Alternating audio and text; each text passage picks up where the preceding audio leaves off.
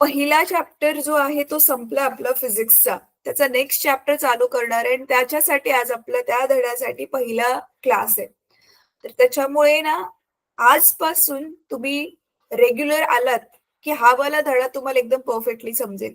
कारण मला माहिती नाहीये, की तुम्ही जो आपला गुरुत्वाकर्षण धडा होता, त्या धड्याचे तुम्ही कोणकोणते क्लासेस आणि किती रेग्युलर अटेंड केले, हे काही मला माहिती नाहीये. राइट? पण आता ॲट आपला जो नेक्स्ट धडा जो आपण चालू करणार आहे, त्याच्यासाठी तुम्ही रेग्युलर राहाल, तर एकदम छानपैकी तुम्हाला धडा समजेल आणि सुरुवातीपासून म्हणजे अगदी बेसिक्स पासून आपण सुरू करणार आहे, की जसं की तुम्हाला थोडंसंच माहिती असेल ह्या धड्याबद्दल, असं समजून आपण ते समजून घेणार आहे तो धडा. तर मग तुम्हाला सगळ्या गोष्टी ज्या आहेत, ते एकदम व्यवस्थित छानपैकी समजतील. ठीक आहे? तर रेग्युलर आता तुम्ही ह्याच्यापुढे पण हा क्लास जॉइन करा.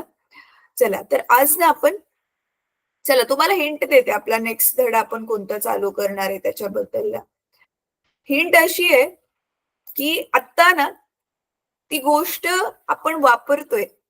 ती गोष्ट असल्यामुळे आपण ना एकमेकांशी आता असं ऑनलाईन भेटतोय. सांगा बरं ती गोष्ट कोणती आणि त्याच्याबद्दलच तुमचा धडा आहे. अच्छा कोणाकोणाला कळालंय? कोणाकोणाला कळालंय की मी कशाबद्दल बोलते? हात वरती करा. आणि ती जर गोष्ट नसेल ना अच्छा, ओके. एक जण कोणीतरी पुढे येऊन सांगा ना मुलांनो अनम्यूट करून. खडकीचे स्टुडंट्स. गुड.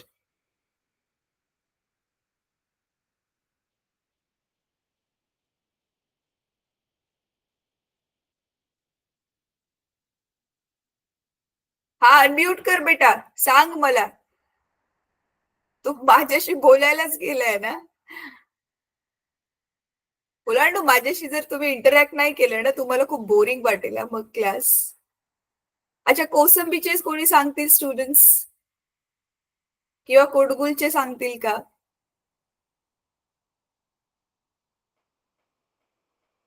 किंवा भालेरचे सांगतील का? कोणी चला जो सांगेल ना हात वरती करून त्याला मी टायटल देणार स्मार्ट स्टुडंट म्हणून. परत मी रिपीट करते, ती गोष्ट आहे ज्या गोष्टीबद्दल आज आपण आपला नवीन धडा चालू करतोय आणि ती गोष्ट जी आहे त्याच्या असल्यामुळे आज आपण असं ऑनलाईन भेटू शकतोय. किंवा आपण आपलं सोडलं तरी पण तुम्ही खूप सारी कामं त्या गोष्टीमुळे करू शकता. आणि ती नसेल तर खूप सारी कामं जी आहेत ते हल्ली तरी खोळंबतील. स्पेशली शहरांमधली. सांगा, सांगा लवकर.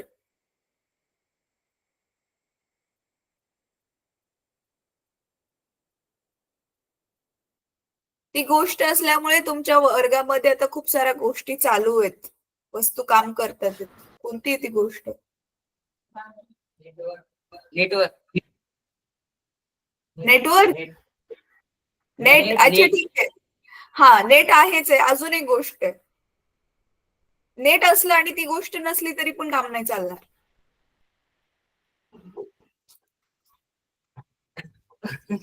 जेवढे आहेत सगळे ऑप्शन सांग.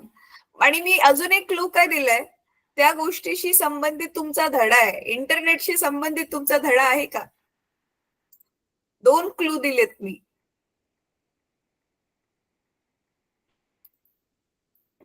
अरे एवढं अवघड आहे का?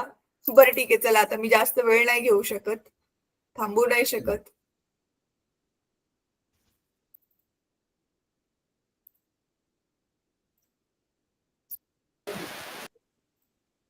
हां, कोणी सांगते?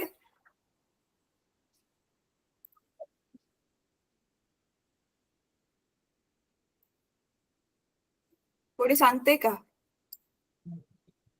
विद्युतधारा रे. एवढं अवघड आहे का? हं. हां.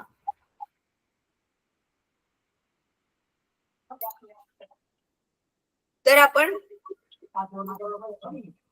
काय नाव काय आहे तुमच्या धड्याचं सांगा मला जरा धड्याचं नाव तरी सांगा.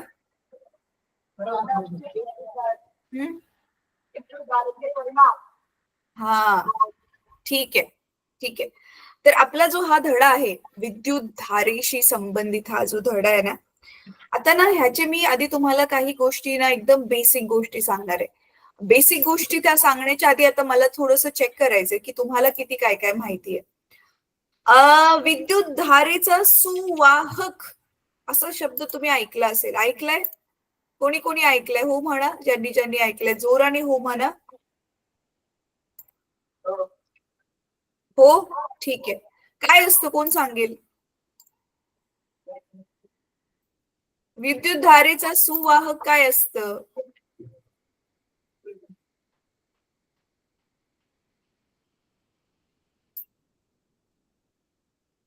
थांबा मी स्क्रीन काढली म्हणजे तुम्ही मला दिसाल. अच्छा कोणाकोणाला माहिती आहे विद्युत धारेचं सुवाहक? हात वरती करा. सुवाहक विद्युत धारेचा सुवाहक आपल्या ज्या आसपास ज्या वस्तू आहेत त्या वस्तूंचे आपण दोन गटामध्ये वर्गीकरण करू शकतो. Okay great. बेटा कोणीतरी सांगा ना मग एक जण पुढे येऊन सुवाहक काय असतं लवकर. बघा आपले ऑलरेडी 10 मिनिटं झालेले आहेत ऑलरेडी 11 मिनिटं. लवकर लवकर अजून आपण क्लास चालूच करतोय. फास्ट कोण सांगेल? तुम्ही ऑनलाईन येऊन फक्त समोर येऊन बोलू नाही शकत. स्टेजवर कसं बोलणार मुलांनो? हा चल ये बेटा कोणी उभं राहिले मागून कोणीतरी. हा सांगा मला चला. आय होप उत्तर सांगण्यासाठीच येत आहे तुम्ही इकडे. अच्छा हा लोखंड. हा बरोबर. म्हणजे त्याच्यातून काय होतंय नक्की? विद्युतधारेचा सुवाहक का म्हणतोय आपण? काय होतं म्हणजे नक्की त्याच्यातून? विद्युतधारा वाहते ना. आपल्या आसपास जेवढ्या वस्तू आहेत त्याच्यामधून काही मधून विद्युतधारा वाहते, काही मधून विद्युतधारा वाहत नाही. बरोबर आहे?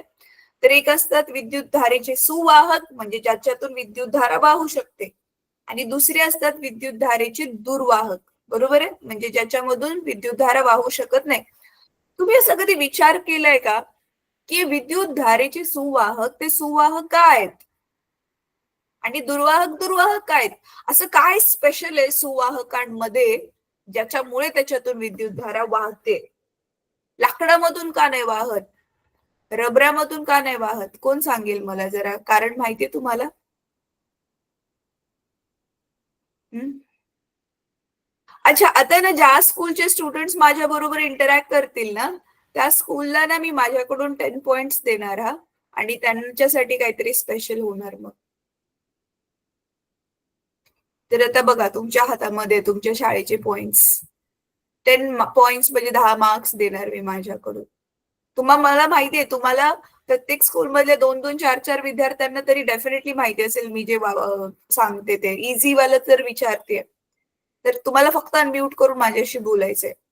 कोडगुलचे स्टुडंट्स तर स्क्रीनच्या एवढ्या जवळ बसलेत. हात पुढे केला तरी तुम्ही अनम्यूट करू शकता.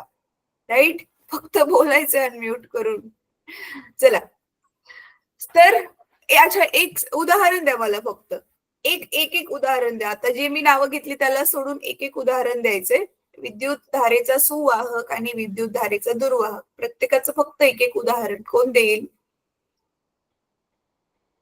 लवकर, लवकर. कोणाला हवेत 10 पॉइंट्स? खडकीच्या स्टुडंट्सला मिळालेत हा. लवकर सांगा.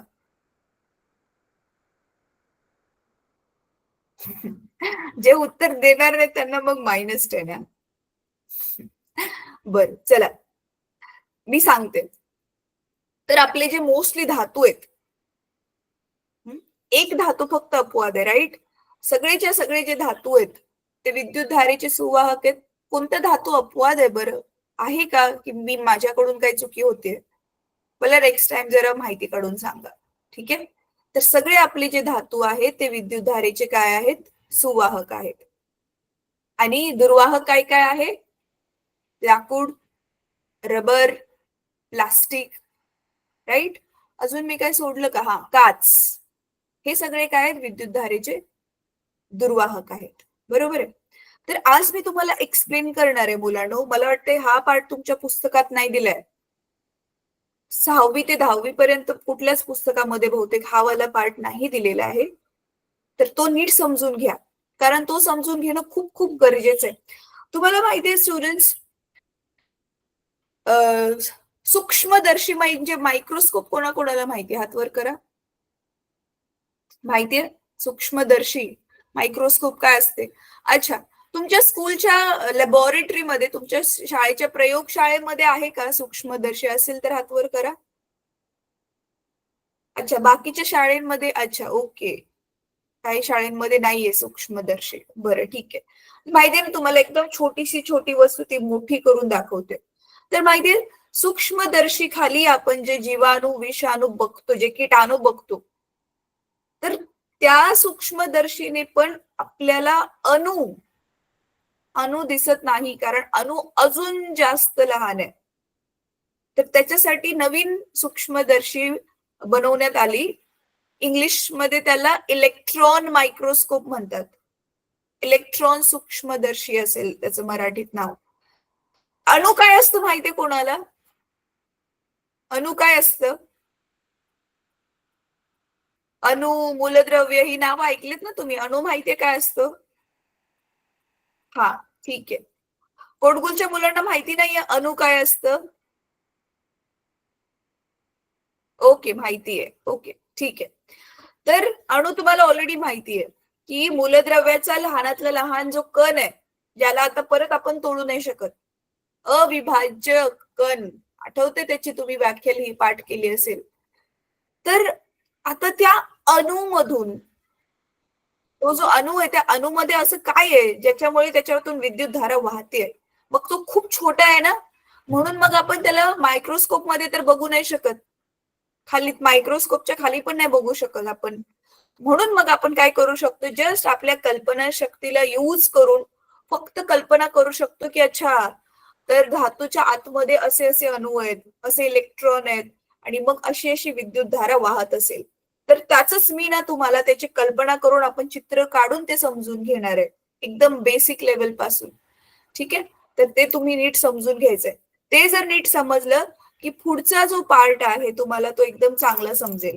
ह्याच्या पुढे जो जे मी तुम्हाला ह्या धड्यामध्ये एक्सप्लेन करणार आहे. ठीक आहे, चला थांबा, तुम्हाला आधी तुमचं पुस्तक शेअर करते.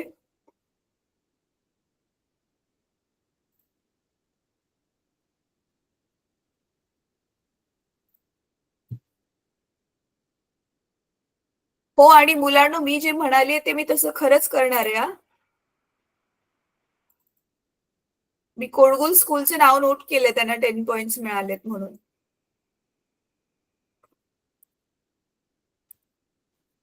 सॉरी, खडकी स्कूलचं.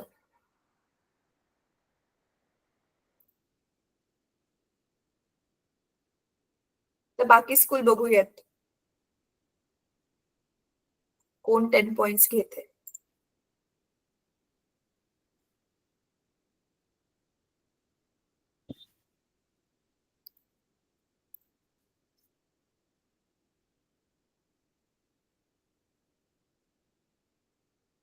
बघा, हा जो आपला धडा आहे, तर हा चौथा धडा आहे.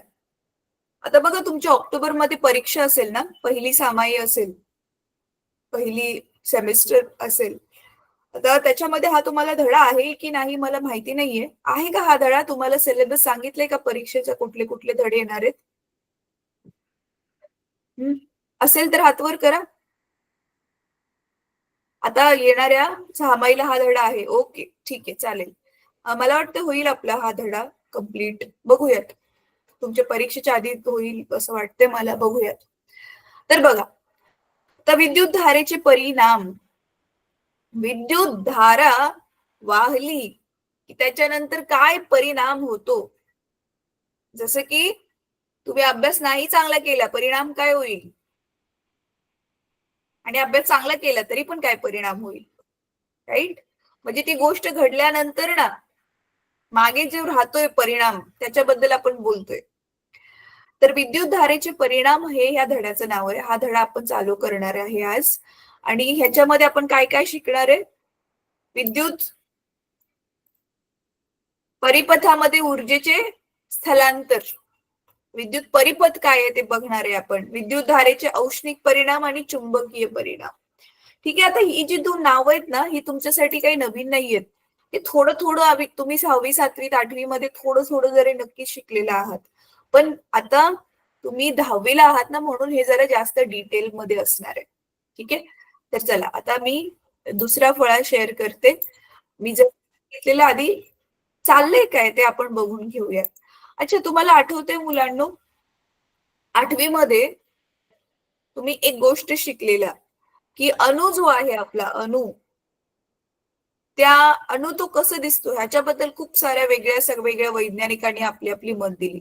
पण त्यांच्यापैकी एका वैज्ञानिकाने आपल्या सोन्याचा पापुंद्रा एकदम, जसं अॅल्युमिनियम फॉइल असते तसं एकदम सोन्याचा पातळ पापुंद्रा घेतला आणि त्याच्यावरती अल्फा किरणांचा मारा करून एक एक्सपेरिमेंट केला होता. आठवतंय? ज्यांना ज्यांना आठवते हात वरती करा. त्या वैज्ञानिकाचं काय नाव होतं?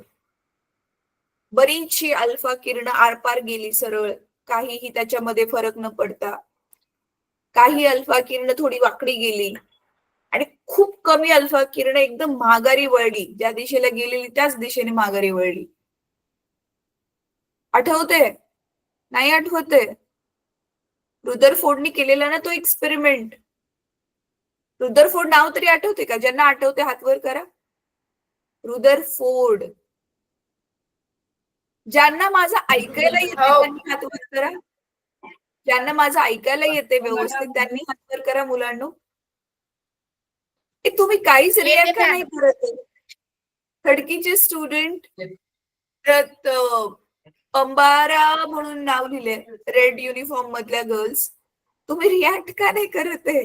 हात वर करा सगळ्यांनी. मला कळेल कसं की तुम्ही माझं व्यवस्थित ऐकताय.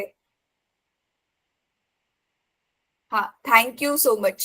मला वाटलं मी चायनीज मध्ये तर नाही ना बोलत आहे. चला, तर आता बघा, आपल्याकडे ना, समजा जसं रुदरफोर्डने घेतलेलं तसं आता पॉसिबल तर नाहीये मुलांना, पण आपण इमॅजिन करतोय, कल्पना करतोय. ठीक आहे. हा एवढा पातळ पातळ पापुंद्रा घेतलाय ना आपण, कुठल्या पण एका मेटलचा मानूया, कुठल्या पण एका धातूचा खूप पातळवाला पापुंद्रा घेतला आपण असं मानूया. आणि तो एवढा पातळ आहे की त्याला एवढं असं पातळ कट केलंय ना, तर त्याच्या त्या एका थरामध्ये ना, जसं की एकच ऍटम आहे असं मानूयात आपण. ठीक आहे, मानतोय आपण, खरं पॉसिबल नाही तसं प्रॅक्टिकली. आता तुम्हाला माहिती आहे ऑलरेडी मुलांना, हा जो ऍटम आहे, हे जे ऍटमच्या केंद्रामध्ये काय असतात? प्रोटॉन्स असतात, न्यूट्रॉन्स पण असतात, बरोबर आहे. आणि त्याच्या अवतीभोवती काय फिरतात? असे इलेक्ट्रॉन्स फिरतात, राईट. समजा आपण पहिला जो एक धातू आहे त्याचं नाव सोडियम आहे, तुम्हाला माहिती आहे. त्या सोडियमला Na लिहितात आणि त्याचा जो अणुअंक आहे तो आहे 11. हे अणुअंक वगैरे माहिती आहे तुम्हाला? अणुअंक काय असतो माहिती? हात वर करा जरा. अच्छा, ओके, ठीक आहे. अणुअंक म्हणजे माहितीये ना, कुठल्या पण अणूमध्ये प्रोटॉनची किंवा टोटल इलेक्ट्रॉनची जी संख्या असते त्याला आपण अणुअंक म्हणतो. ठीक आहे. तर ह्याच्यामध्ये 11 आहेत आणि मग आपण ह्याच्या कक्षेनुसार इलेक्ट्रॉनला भागलं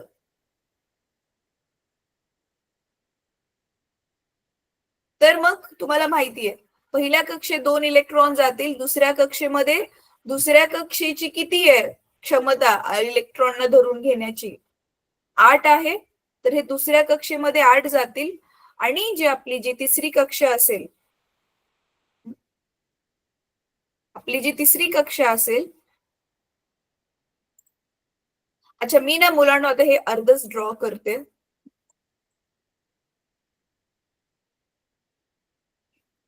तर ह्या तिसऱ्या कक्षेमध्ये हा एक उरलेला इलेक्ट्रॉन जाईल, करेक्ट आहे. तर आता होतं काय मुलांना बघा, असं काय आहे धातूंमध्ये जे बाकीच्यांमध्ये नाहीये, ज्याच्यामुळे इलेक्ट्रिसिटी म्हणजे विद्युतधारा त्याच्यातून वाहत नाही, असं काय आहे ते? तर ते बघा मी सांगते.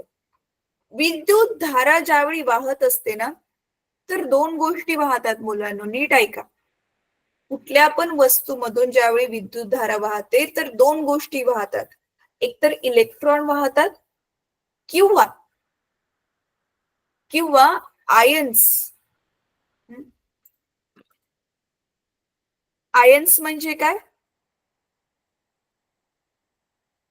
आयन्स म्हणजे हे असेच Na+, म्हणजे अणूमधून इलेक्ट्रॉन काढून घेतल्यावरती जो धनप्रभारित गोष्ट आपल्याकडे उरते त्याला आयन्स म्हणतात. हे तुम्ही तुमच्या रसायनशास्त्राच्या तासात म्हणजे केमिस्ट्रीमध्ये दीपिका मॅम कडून तसं पण शिकणारच आहात. तर सध्या एक लक्षात ठेवा, हे जे असे आयन्स असतात ना, Cl- वगैरे, तर एक तर ह्यांच्यामुळे विद्युत धारा वाहते किंवा आपले जे हे इलेक्ट्रॉन्स असतात, इलेक्ट्रॉन्समुळे विद्युत धारा वाहते. आता इथे ज्यावेळी आपण धातूंबद्दल बोलतोय तेव्हा संबंध आहे इलेक्ट्रॉन्स बरोबर, इलेक्ट्रॉन वाहतात. ठीक आहे.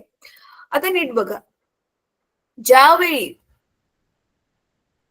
आपण धातूंबद्दल बोलतोय, धातू कोणकोणते आहेत आपल्याकडे? सोने, चांदी, कॉपर. कॉपर म्हणजे कॉपरला काय म्हणतात? तांब. तर ह्यांच्या ज्या शेवटच्या कक्षा असतात ना मुलांनो, ह्या शेवटच्या कक्षेमध्ये ना खूप कमी इलेक्ट्रॉन असतात.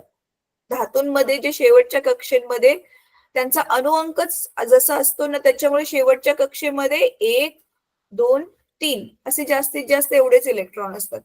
त्याच्यामुळे मग ना काय होतं, हे जे इलेक्ट्रॉन जे आहेत ना, ते ह्या केंद्रकाशी ना खूप लूज असे जोडलेले असतात. म्हणजे काय म्हणते मी नक्की, आता बघा जस्ट आपण गुरुत्वाकर्षण धडा शिकलेलो, गुरुत्वाकर्षणामध्ये आपण बघितलेलं सूर्याचं गुरुत्वाकर्षण खूप जास्त आहे.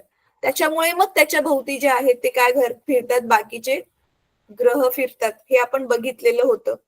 सेम तसंच इथे आपला धनप्रभार आहे आणि हा धनप्रभार इलेक्ट्रॉन काय असतात, ऋणप्रभारी असतात. त्याच्यामुळे त्यांना स्वतःकडे काय करतो, हा आकर्षित करतो आणि त्याच्यामुळे इलेक्ट्रॉन हे आहे ते केंद्रकाभोवती फिरतात. आता होतं काय, जे शेवटच्या कक्षेमध्ये जे इलेक्ट्रॉन आहेत ना, ते खूप एकतर लांब आहेत बाकीच्या इलेक्ट्रॉनच्या तुलनेमध्ये. त्याच्यामुळे काय आहे, हा जो त्या दोघांमधले जे आकर्षण आहे, केंद्रकामधलं आणि त्या इलेक्ट्रॉन मधलं आकर्षण, तो जो ते आकर्षण करणारं जे बल आहे त्याला इथे काय म्हणतात? जसं तिथे गुरुत्वाकर्षण होतं, गुरुत्वीय बल होतं, तसं इथे जे आहे ते कोणतं बल आहे? इंग्लिश मध्ये त्याला म्हणतात इलेक्ट्रोस्टॅटिक फोर्स. इलेक्ट्रोस्टॅटिक फोर्स म्हणजेच आपलं मराठीमध्ये मला वाटतंय विद्युत स्थितीज बल असं काहीतरी त्याचं नाव आहे. कोणाला माहितीये कन्फर्म करेल? हे नाव ऐकले? ह्याबद्दल तुम्ही आधी पण शिकलाय. आपण एक कंगवा घेतला प्लास्टिकचा, ड्राय हेअर वरती तो घासला, मग तो छोट्या छोट्या पीसेसला, पेपरच्या पीसेसला स्वतःकडे काय करतो, आकर्षित करतो, राईट? तर ते कोणतं बल आहे? वेगवेगळ्या बलांचे प्रकार तुम्ही 8वी मध्ये वगैरे शिकलेल्या त्यावेळी. हे कोणतं बल आहे? विद्युत स्थितीज बल आहे, इलेक्ट्रोस्टॅटिक फोर्स आहे हा.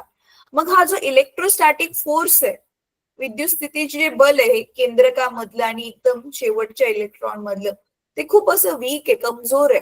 मग त्याच्यामुळे काय होतं ना, थोडीशी गरमी मिळाली ह्या इलेक्ट्रॉन्सला, शेवटच्या कक्षेतल्या इलेक्ट्रॉन्सला थोडीशी गरमी मिळाली, मग त्यांची ऊर्जा वाढते. बघा त्यांच्याकडे बघा, हे गतिज ऊर्जा आहे, तुम्ही 9वीला शिकलेल्या ऊर्जेचे प्रकार. हे इलेक्ट्रॉन असे गोल गोल फिरतात म्हणजे गतिज ऊर्जा आहे ना त्यांच्याकडे. मग ज्यावेळी तापमान वाढतं, त्यांची गतिज ऊर्जा जी आहे ती थोडीशी वाढते आणि मग काय होतं, ऊर्जा वाढल्यामुळे ना ते एकदम जे फास्ट फास्ट फास्ट फास्ट फिरतात, एक पॉइंट असा येतो की ते कक्षा सोडून कक्षेच्या बाहेर येतात आणि ते बनतात फ्री इलेक्ट्रॉन्स. काय बनतात? फ्री इलेक्ट्रॉन्स बनतात, ते मुक्त होतात. म्हणजे आता ते कुठल्या कक्षेमध्ये फिरतच नाहीत आणि मग असे प्रत्येक अणूमध्ये 1 2 1 2 3 असे इलेक्ट्रॉन्स निघाले की मुलांना मग विचार करा तुम्ही, हे आता समजा बघा, ह्याच्यातून 2 इलेक्ट्रॉन बाहेर आले, ह्या अणूमधून 2 इलेक्ट्रॉन बाहेर आले, ह्याच्यातून 2 इलेक्ट्रॉन बाहेर आले. तर असे करून ह्या एका छोट्याशा तुकड्यामध्ये लाखो जवळजवळ जे आहेत ते अणू आहेत आणि प्रत्येक अणूमधून 2 2 इलेक्ट्रॉन जरी निघाले तर आपल्याकडे किती होतील? त्याच्या लाखो जेवढे अणू होते त्याच्या दुप्पट इलेक्ट्रॉन झाले आणि मग हे सगळे इलेक्ट्रॉन असे फ्री आहेत आणि मग ते कुठे पण इकडे तिकडे फिरतात. हा समजा इलेक्ट्रॉन इथे चाललाय, हा इकडे चाललाय, हा इकडे चाललाय, हा इकडे चाललाय. मग इलेक्ट्रॉन आता फिरायला लागले. कशात? त्याच धातूच्या तुकड्यामध्ये ते फिरायला लागले. जो एकदम पातळ पापुंद्रा आपण धातूचं घेतलेलं त्याच्यामधून फिरायला लागले. माहितीये, आता पण ह्याला आपण विद्युत धाराच म्हणणार. विद्युत धारेचा अर्थ काय आहे बघा. विद्युत धारेलाच धारा विद्युत पण म्हणतात. गेल्या वर्षी तुम्हाला धडा होता. एक सेकंड. विद्युत आणि धारा दोन शब्दांनी बघा हा बनलेला शब्द आहे. तर तुम्ही बघ मराठीमध्ये ऑलरेडी शिकलेला आहे ना काहीतरी संधी सोडवा वगैरे मराठीच्या व्याकरणामध्ये.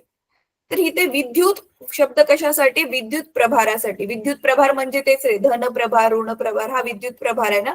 तर विद्युत प्रभाराची धारा, आता इथे विद्युत प्रभार काय आहे? इलेक्ट्रॉनचा प्रभार आहे. इलेक्ट्रॉन ऋण प्रभार आहे ना.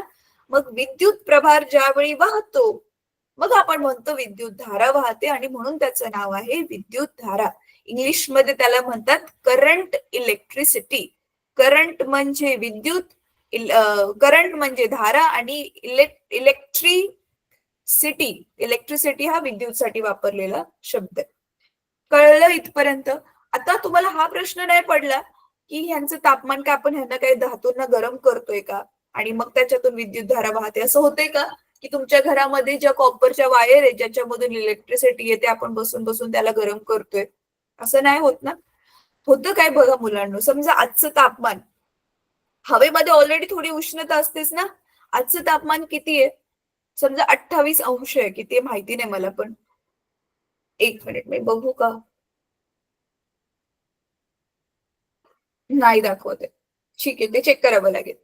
तर आजचं तापमान समजा 28 अंश आहे. त्याचा अर्थ काय आहे की आपल्या वातावरणामध्ये थोडीशी गरमी आहे, है ना. ती तेवढीच वातावरणामधली थोडीशी जी उष्णता आहे ना, धातूंसाठी तेवढी पुरेशी आहे. म्हणून आपल्या ह्या सामान्य तापमानालाच धातू तेवढ्याच उष्णतेवरती त्यांचं काम चालतं. इलेक्ट्रॉन मुक्त होतात आणि बघा पुढे आता, हा जो इलेक्ट्रॉन, आता हे सगळे जे इलेक्ट्रॉन मुक्त झालेत त्यांचं काय होतंय? ते इलेक्ट्रॉनला, जे आता इथे पण विद्युत धारा वाहतीये, हे इलेक्ट्रॉन फिरतातच आहेत ना, पण ही आतमधली जी विद्युत धारा आहे ती आपल्या काही कामाची नाहीये, कारण ते इलेक्ट्रॉन कुठे पण फिरतात आहेत. पण मग ह्याच तुकड्याला ज्यावेळी आपण एखादा विद्युत घट म्हणजे सेल, आपला नॉर्मल रिमोट मधला वगैरे सेल बघा, तो ज्यावेळी आपण जोडतो नंतर ना मग काय व्हायला लागतं? विद्युत धारा जी आहे ती आता एका दिशेने व्हायला लागते. का बरं? कारण तुम्हाला माहिती आहे इलेक्ट्रॉन जे आहेत ऋण प्रभारित, आणि मग आपल्या सेलचा जो धन प्रभारवाला जो टोक असतो ज्याला आपण वायर जोडली, ते इलेक्ट्रॉन मग आता काय होतात, आता समजा हे लाल बनवते मी, हे इलेक्ट्रॉन, हे इलेक्ट्रॉन मग आता ह्या तुकड्यातून बाहेर येऊन असे त्या वायर मधून आणि त्या बॅटरी मधून जाऊन असे व्हायला लागतात. मग हे जी दिशा मी दाखवली ही इलेक्ट्रॉन्सची दिशा आहे. कळतंय? समजते? ठीक आहे. आणि मग आपण म्हणतो की अरे विद्युत धारा व्हायला लागली. तर आता जे मी तुम्हाला दाखवलंय ना, आपलं एक सिंपल परिपथापासून आपण स्टार्ट करूयात. बघा, तर हे इलेक्ट्रॉन व्हायला लागले, राईट. इथे जर ना मी असा एक छोटासा बल्ब जोडला, थांबा, असा इथे जर बल्ब जोडला तर तो बल्ब काय होईल? जर विद्युत धारा पुरेशी असेल बल्बला जाळण्यासाठी तर तो बल्ब पेटेल मग, आणि आपल्याला अजून व्यवस्थित समजेल की चला चांगली विद्युत धारा वाहते, राईट. इथपर्यंत समजले मी काय काय तुम्हाला एक्सप्लेन केलं? कोणाकोणाला समजलं हात वरती करा. सोपं समजून सांगण्याचा प्रयत्न केलाय मी. कोणाकोणाला समजलं मी काय म्हंटलीये? हात वरती करा. कोणालाच नाही समजलं? कोटगुलचे स्टुडंट्स मागचे हँड रेस करतात. पुढे जे गर्ल्स बसले तुम्हाला नाही समजले? खडकीचे स्टुडंट्स गर्ल्स हात वर करतात, बॉईज काहीच नाही रिॲक्ट करत आहेत.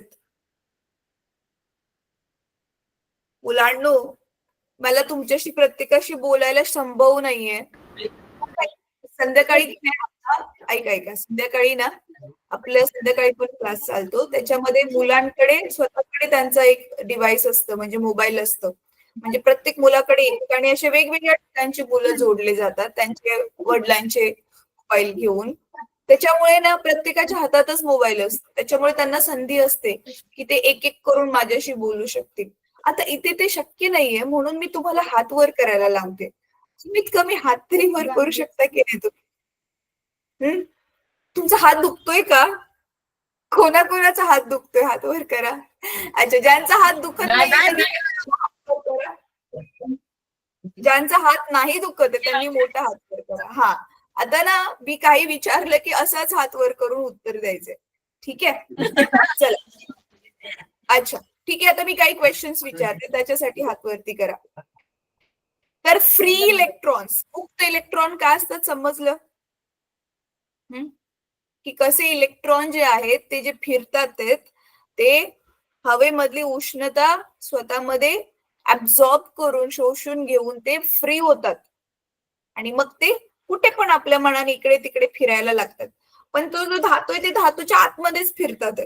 पण त्याच धातूला जर आपण वायरने जोडून एखादी बॅटरी लावली, सेल लावला किंवा आपलं जे मेन स्विच असतो ना त्या स्विच बोर्ड मध्ये त्याला टाकलं तर काय होतं, मग विद्युतधारा व्हायला लागते.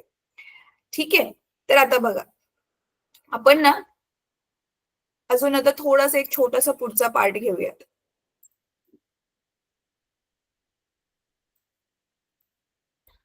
बर, मला सांगा मुलांनो, मी स्क्रीन शेअर करते तोपर्यंत. लाईट गेल्यावरती आपल्याला कुठे बाहेर जायचं असेल अंधारामध्ये वगैरे, तर हल्ली जे आहे, आधी तर आपण ते नॉर्मल दिवे आपले घेऊन जायचो. आता आपल्याकडे काय असते, बॅटरी असते. आपण गावी मोस्टली त्याला बॅटरी बॅटरी म्हणतो, पण ऍक्च्युली ती टॉर्च असते.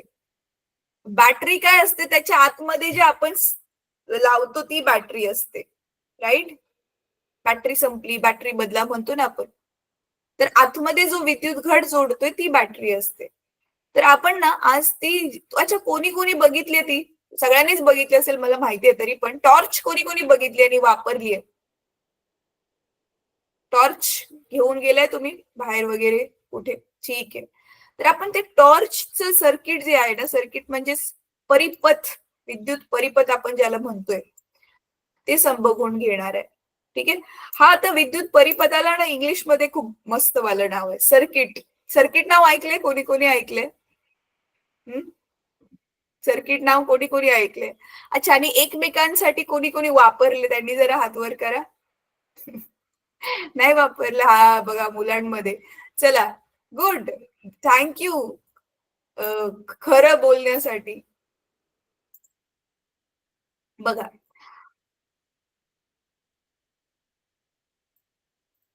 आता आपला जो हे आहे, टॉर्च आहे, ते ऍक्च्युअल मध्ये तुम्ही घरी पण बनवू शकता, ते खूप सोपं आहे. आपला छोटासा बघा हल्ली डेकोरेशनला वापरता तो एलईडी बल्ब तर कुठे पण मिळतो. तर ना आपण काय केलं, रिमोटचेच सेल हवं तर एक आणि एकच घेतला तरी अगदी चालेल. ठीक आहे, तर हा आपण छोटासा काय घेतला, हा रिमोटचा सेल घेतला.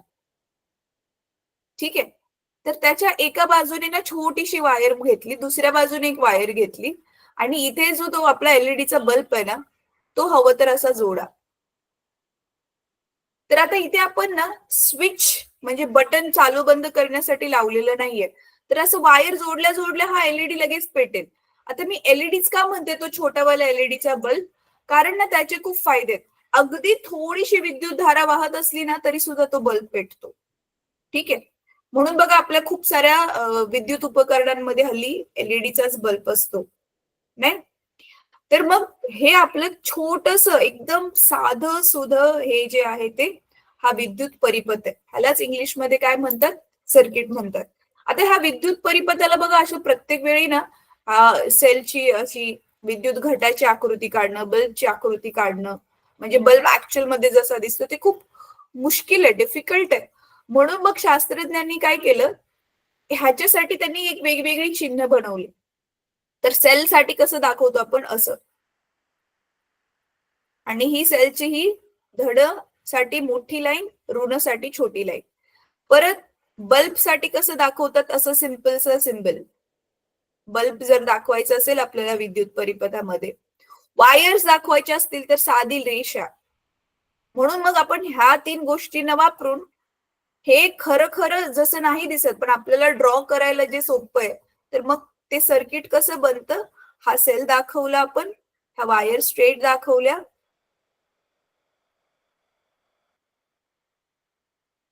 आणि इथे काय आहे आपला हा असा हा बल्ब. ठीक आहे. आणि जर बल्ब पेटला असेल तर काय करायचं, फक्त त्याच्या बाजूला अशी ही किरण दाखवायची, झालं. तर ह्याला आपण काय म्हणतो मग, विद्युत परिपथ. काय रे, मार्ग, बरोबर ना, विद्युत परिपथ. तर विद्युत धारा ज्या मार्गावरून वाहते त्यालाच इथे नाव दिलेलं आहे विद्युत परिपथ. हे बेसिक होतं, हे तुम्ही आधी पण शिकलेलं आहे, मी फक्त रिवाइज केलं. आता ना तुमच्या पुस्तकामध्ये मुलांनो ह्याचा तक्ता दिला आहे की नाही, नाही दिलाय, कारण तो तुमच्या छोट्या वर्गांमध्ये हा तक्ता दिला असेल ना. कितवीच्या वर्गात दिलेला तो तक्ता आठवतोय का? आपण बॅटरी कशाने दाखवतो, सेल म्हणजे विद्युत घट कोणत्या चिन्हाने दाखवतो, जो स्विच असतो आपला, बटन असतो बंद चालू करायचं, आठवी मध्ये होतं. ठीक. आठवीचे तुमच्या शाळेमध्ये बघा आठवीचे मुलं आहेत, तर त्यांच्याकडून थोड्या वेळासाठी ते आठवीचं पुस्तक घ्या आणि त्याला ना परत आता 10वीच्या बुक मध्ये पण एकदा प्लीज कॉपी करा, म्हणजे लिहून काढा त्याला बघून त्या टेबलला, कारण ते खूप गरजेचं आहे, तुम्हाला आता लागणारच आहे तो. बरं. अच्छा, मी एक छोटीशी टेस्ट घेऊ का तुमची? मी आता जे बनवते ना ते कशाचं सिम्बल आहे, कशाचं चिन्ह आहे, ते जरा मला सांगा बरं. हे ना, हे कशाचं चिन्ह आहे? हे तुम्ही आधी ते 8वी मधल्याच पुस्तकामध्ये ना बघितलं असेल. कोण सांगेल मला?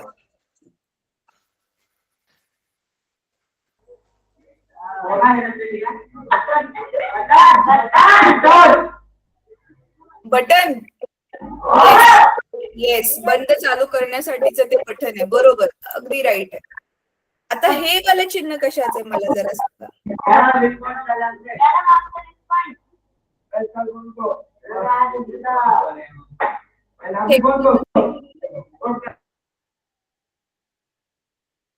हे कशाचं चिन्ह आहे?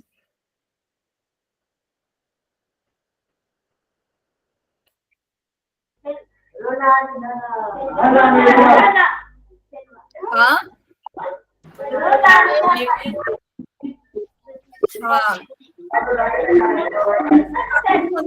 खूप सारे विद्युत घट एकत्र जोडले तर त्याने काय बनते, बॅटरी बनते ना. येस, बरोबर. ठीक आहे, चला, व्हेरी गुड.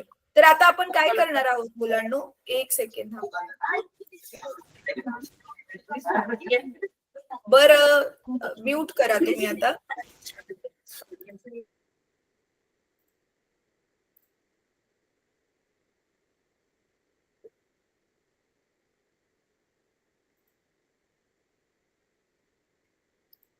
बघा, हे जे तुमचं पुस्तक आहे, आता मला आजचं थोडस काम सांगते, अजून एक छोटा अजून एक टॉपिक आपण घेणार आहोत. तर ना हे जरा वाचून काढा. हे आपलं कुठले कुठल्या साधनं आपल्या विद्युत धारेवर चालतात ते दाखवले चित्र.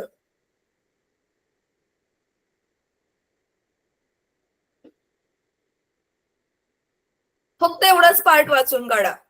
हे बघा, इथून ते इथपर्यंत बस एवढाच, त्याच्या पुढचं नका वाचू. ठीक आहे. अच्छा, आता मुलांनो पुढचा एक प्रश्न खूप महत्वाचा आहे आणि खूप इंटरेस्टिंग आहे. तुम्ही कधी विचार केलाय की आपलं जे हातामधलं घड्याळ असतं त्याच्यामध्ये पण एक बघा छोटासा असा सेल असतो. आता सेल सीई डबल एल आहे, सीई डबल एल सेल आहे त्याच्या आतमध्ये जो आपण वापरतो, ते गावाला जरा शील संपला असं तुम्ही ऐकलं असेल. ऐकले? कोणी कोणी ऐकले? ते शील नसतं ऍक्च्युली, सेल असतो तो. ठीक आहे, गुड. तर तुम्ही विचार केले ते एवढ्याशा सेलमध्ये असं काय आहे, की जो लावल्यावरती लगेच कोणतं पण जे आपलं ते विद्युत उपकरण आहे ते चालायला लागतं. तर आता मला तुम्ही सांगा, तुमच्यापैकी जे ज्यांचं डोकं मस्त चांगलं चालतं, चांगल्या दिशेने पण चालतं ऍक्च्युली, की चला घरामधला सेल किंवा बॅटरी संपलीये, तर मग त्याला जरा तोडून बघितलं. कोणी कोणी सेल तोडलाय जरा हात वरती करा. सेलला किंवा बॅटरीला तोडून बघितले, की आहे तरी काय ह्याच्या आतमध्ये? गुड. कोण सांगेल मला काय दिसलं तुम्हाला तोडून बघितल्यावर? त्याला तोडून बघितल्यावर आतमध्ये काय दिसलं?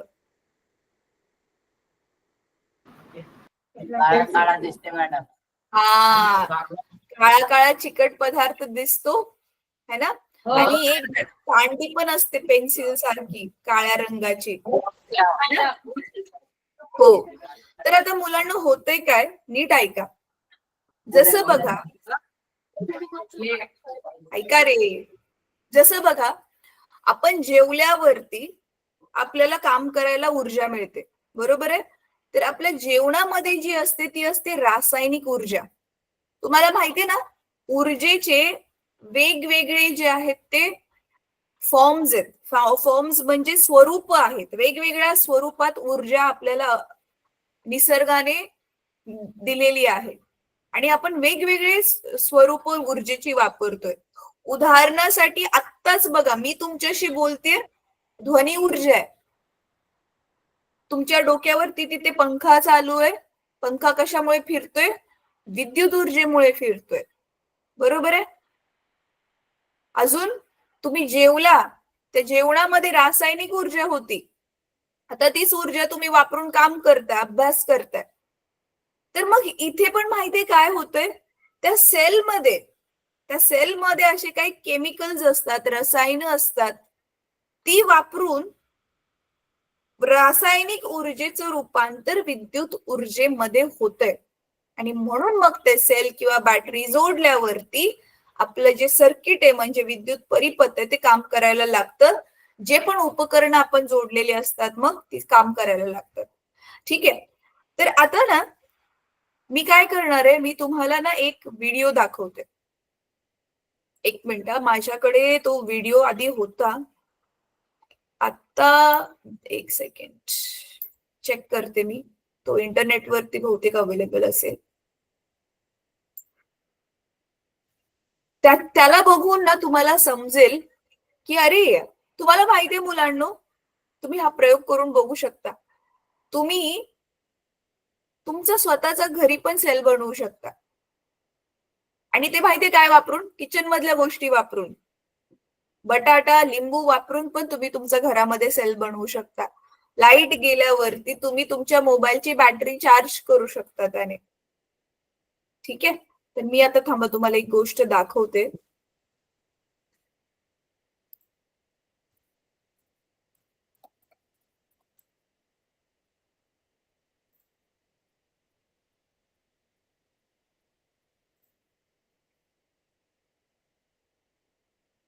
ग्रेट, मला तो व्हिडिओ मिळालाय. आता तो व्हिडिओ बघूयात आपण.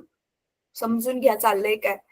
तुम्हाला ना नेहमी मुलांनो, कोणती पण गोष्ट शिकाल ना, नीट समजून घ्यायची आधी आणि मग तिला लक्षात बसली ना ती, की मग तिला पाठ करणं जे आहे ते सोपं जातं. ठीक आहे. आता हा जो सेल वापरतो, आता हा व्हिडिओ जो आहे ना, तो इंग्रजीमध्ये आहे. पण मी एक्सप्लेन करेल त्याला, त्याचं व्हॉल्यूम कमी करून, आणि तुम्हाला समजेल काय चाललेलं आहे. ठीक आहे.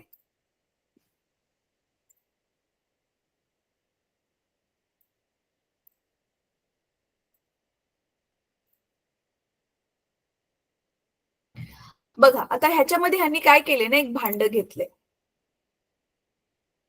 ह्या भांड्यामध्ये आता हे 2 रॉड घेतलेत, जसं ते बॅटरीमध्ये होते. कोणते कोणते 2 रॉड आहेत? एक कॉपरचा आहे, तांब्याचा, आणि एक झिंक. झिंक म्हणजे जस्त म्हणतो आपण त्याला. आणि आतमध्ये ह्याच्यामध्ये पाणी नाहीये बरं का. ते काय आहे? Dilute sulphuric acid. म्हणजे ऍसिड आहे एक, आणि डायल्यूट म्हणजे काय? त्याला पाणी टाकून त्याला विरळ बनवले.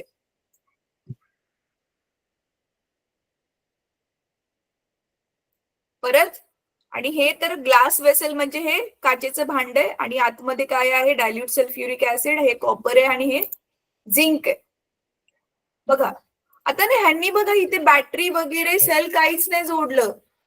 आपले नॉर्मली आपल्या घरामध्ये जो सेल आहे त्याला एलईडी जोडल्यावर कसा तो जळतो पेटतो डायरेक्टली, तसे आणि बल्ब जोडला आणि हा पेटायला लागला. म्हणजे आता आतमध्ये हे वेगवेगळी जी सोल्युशन्स घेतली आपण, वेगवेगळी ही रसायने घेतली, त्याच्यामध्ये असं नक्की काय झालं ज्याच्यामुळे बल्ब पेटायला लागलं ते आपण बघणार आहे.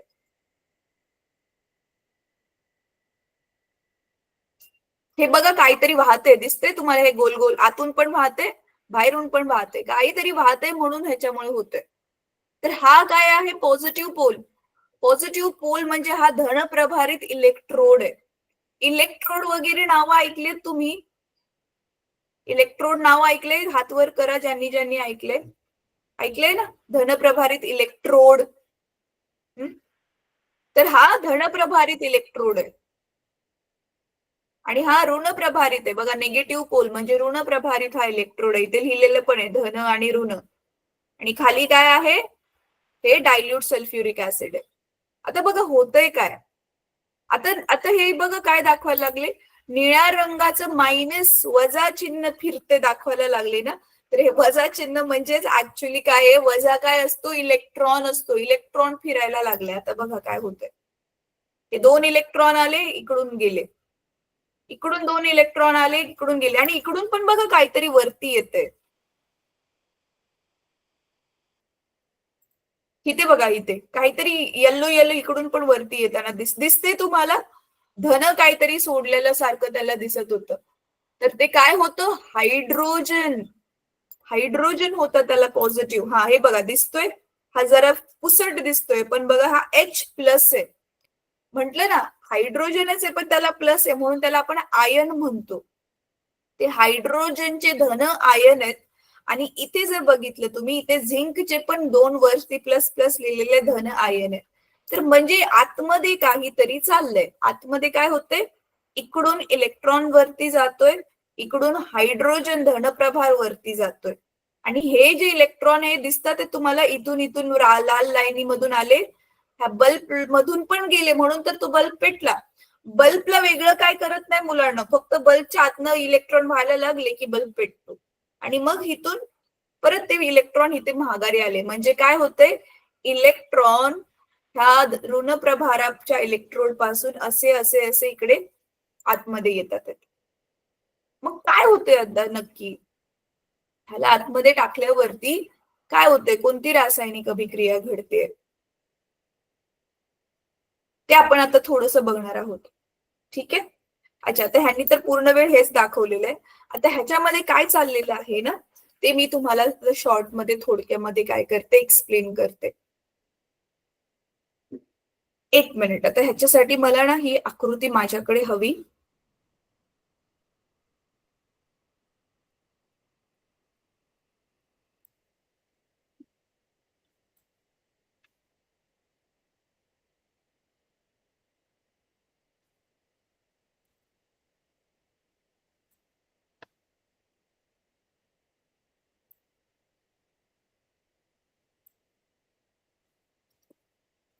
थांबा आता तुमच्या बरोबर दुसरी स्क्रीन शेअर करते.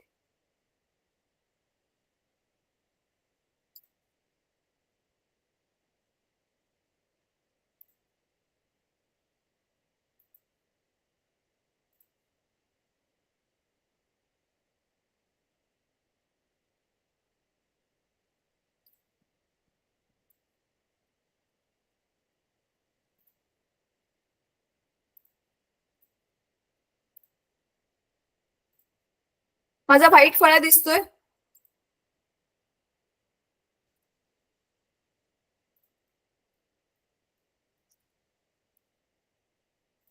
दिसत असेल तर हात वर करा.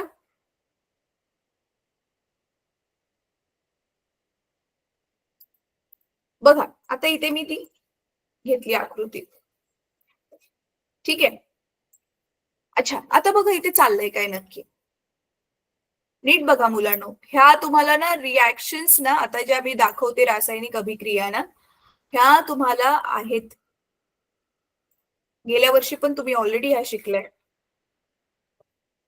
बघा, हे जे आपलं सल्फ्युरिक ऍसिड होतं ना, H2SO4, ह्याला काय केलंय, डायल्यूट केलंय. म्हणजे ह्याला जसं तुम्ही पाण्यामध्ये टाकता ना मुलांनो, पाण्यामध्ये ह्याला विरघळवता, पाण्याबरोबर त्याची अभिक्रिया होते आणि नक्की काय होते बघा, हायड्रोजनचे जे 2 इलेक्ट्रॉन आहेत ना, हायड्रोजनचे 2 इलेक्ट्रॉन हा सल्फेट वाला जो ग्रुप आहे तो घेऊन जातो. म्हणजे काय, आपला हा जो हायड्रोजन आहे ह्याच्यामधले 2 इलेक्ट्रॉन कमी होतात. त्याच्यामुळे जो आहे ह्याच्यावरती धनप्रभार येतो. म्हणजे एक एक हायड्रोजन वरती एक एक प्रभार येतो, कारण हा 2 आहे ना, आणि हा SO4 हा हायड्रोजनचे इलेक्ट्रॉन 2 घेऊन गेला ना, म्हणून याच्याकडे 2 इलेक्ट्रॉन एक्स्ट्रा होतात. म्हणून बघा ह्याच्यावरती असा 2 वजाचा चार्ज येतो. अशी वाली अभिक्रिया तुम्ही शिकलाय आधी, 9वी मध्ये शिकलाय अशी वाली अभिक्रिया? थांबा एक सेकंड. अरे सगळ्यांचेच कॅमेराज, हा ठीक आहे. अशी वाली अभिक्रिया शिकलाय तुम्ही? इलेक्ट्रॉन देतात आणि त्याच्यामुळे धनप्रभार येतो, ऋणप्रभार येतो. कोण कोण शिकलंय जरा मला हात वर करा. एकाला कोणाला तरी आठवतंय? शिकलाय तुम्ही? नाही शिकलाय? नाही शिकलाय? बरं ठीक आहे, मी आता एक्सप्लेन करते बघा मुलांनो. हे H2 वगैरे हे सूत्र तरी माहितीये ना तुम्हाला? हे जे सूत्र लिहितात H2SO4 वगैरे, हे तरी माहितीये? ज्यांना ज्यांना माहितीये ते सूत्र कमीत कमी जे मी लिहिली आहेत ती तरी माहितीये. अच्छा, काहीच गर्ल्सला माहिती, बाकीच्यांना नाही माहितीये? ओके, माहितीये तुम्हाला. बरं ठीक आहे. बघा आता होतंय काय, नीट बघा.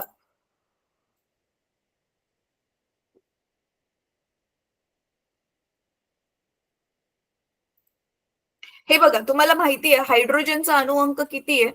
एक आहे. तर हे हायड्रोजनचं केंद्रक आहे आणि त्या हायड्रोजनकडे हा एक काय असतो, इलेक्ट्रॉन असतो. आता इथे आपले 2 H2 लिहिले म्हणजे काय, असे आपल्याकडे हायड्रोजनचे असे हे 2 अणू आहेत. सॉरी, 2 अणू आहेत, त्याच्यामुळे त्याच्याकडे हे 2 इलेक्ट्रॉन आहेत.